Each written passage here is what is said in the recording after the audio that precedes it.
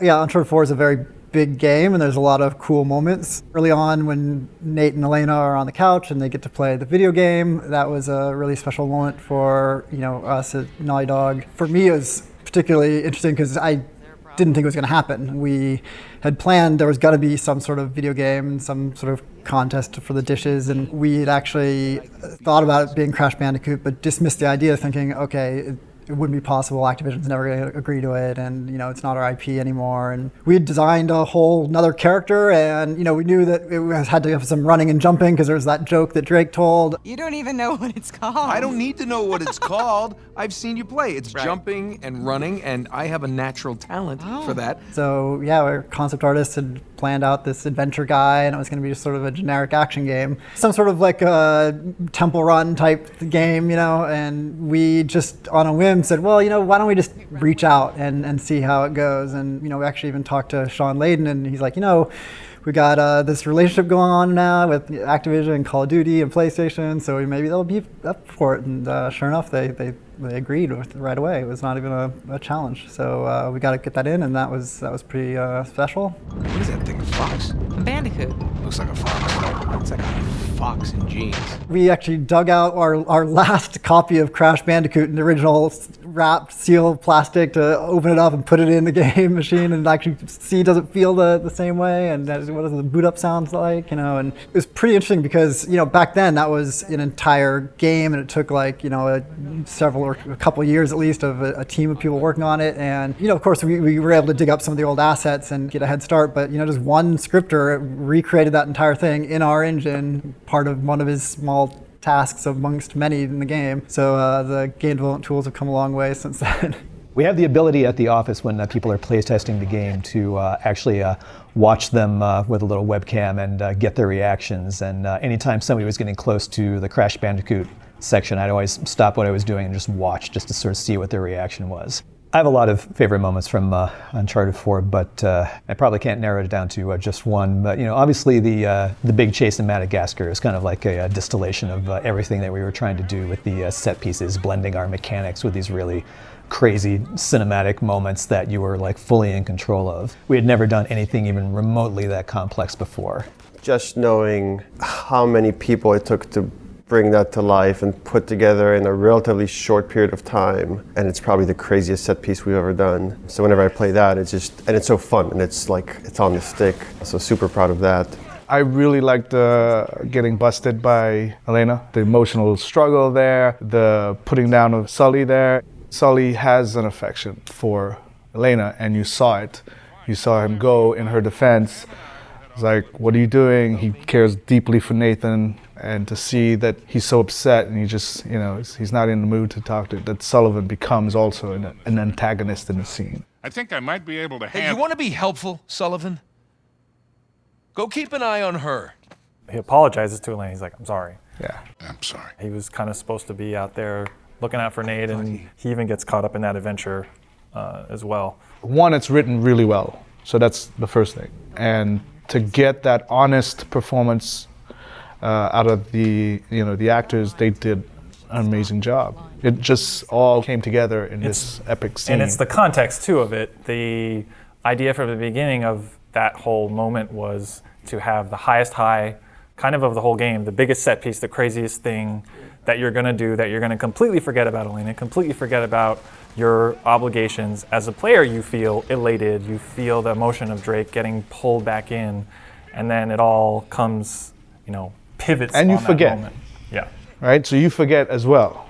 So you're like, Elena, the last thing on your mind, and that's why you feel guilty. So you walk in as, the character does, and you're in that moment with the character, and here's your wife, and she's pissed off, and you feel it just as he does. I mean, no, yeah, that I was going to say the same thing as someone who worked on the gameplay part of that crazy set piece. To me, the job of a game designer is to get the player to feel a certain way, and using your mechanics and using your level design and using your every tool you have to feel a certain way. And what we try to do in our games at Naughty Dog is to try to align how the player is going to feel with how the character is feeling. But if I had to choose one other sequence, it would also be the sword fight with Rafe at the end. It's, I think, the best boss sequence that we've done.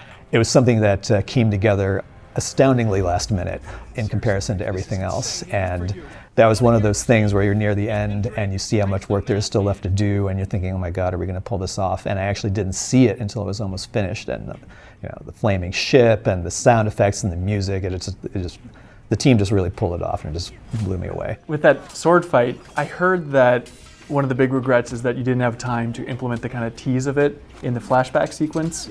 Yeah, that was a hard call. And what it boils down to is it would have been a nice narrative moment to sort of tee that up with the boys. And in fact, we tease it a little bit in Libertalia. There's the blacksmith shop that you stumble across where Nate's examining the cutlass and Sam picks one up and he's like, on guard! And that's meant to be a throwback to, a callback to the sword fight in the Explorer's Mansion. But what it really boiled down to is the time that we had to work out the sword fight mechanics and how it was all going to work. There just simply was not enough time to do everything. And obviously the sword fight at the end was the big climactic battle, and we had to focus our energies on that. And I mean, there were other little bits and pieces of the game that we had to trim or get rid of so that we had time to do the sword fight.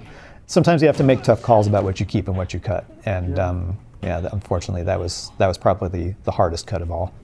I worked on the open water section, texture artist, did some modeling, but mostly texturing. I like that a lot. I mean, I look at some other levels like the Colony and like Scotland, and the auction level was beautiful too. Well, it's kind of a classic Uncharted moment, just the beautiful vistas and the beautiful terrain and the interesting puzzles. But when I was playing at the end of production, I had to review a lot of cinematics. The one that comes to mind right now is when Nate says bye to Sam on the docks at the very end. And you see Sam, and he's kind of joking with Sullivan, and Sullivan walks away, and we see Sam by himself, and we get this privileged view of Sam looking over his shoulder where Nate just drove off, and he has this, the way Troy played it, there's this sadness there, and it's the end of Sam's arc where he has to let Nate go. And it felt like, I don't know, for me, I would get emotional because it's so much about letting Nate go and letting the Uncharted franchise go, and I get a little weird talking about it now. So that part sticks out to me. There's one specific Easter egg in Uncharted 4 I wanted to touch on with you, which was the poster at the end, The Last of Us American Daughters. What was the story behind the decision to put that in the game? I'm not going to talk about that one. Is it maybe important moving forward? I don't know. The experience of making the game was a very challenging one. Finishing it was also maybe one of my favorite moments. When things are as difficult as they were on the production of Uncharted 4, you sort of hold on to those things, your teammates and your people who help you get your work done and inspire you. There was no doubt in terms of it being amazing. There was doubt of whether we would live through it, sort of thing. One of the most rewarding things about the game is seeing how the fans have reacted to it. Last several months of Uncharted 4 were absolutely brutal, so any little bit of inspiration that you could draw to remind yourself like why you're doing this and who you're doing this for is always a positive thing. It's sometimes shocking to hear the people's opinion of the game after you finish it, because you're certain that it's a piece of garbage when you're done. I mean, I'm exaggerating a little bit, but there's always a ton of stuff you wish you could have done, you wish you had a few more months. And you sort of squint your eyes and send it out to the world and hope they like it. And it's always really rewarding when you find out that they do and that they like it as much as they do. But yeah, I think everyone is feeling pretty good about it. What was left to say about Nathan Drake and what was left to say in our mechanics and our what Uncharted could be as a game was laid out there as this final chapter of his story. When we're talking about Lost Legacy, it's one of the reasons we wanted to just break from that and take some of these other characters and start filling them in, is because we have just done so much with those characters for so long, and that felt like the end of something.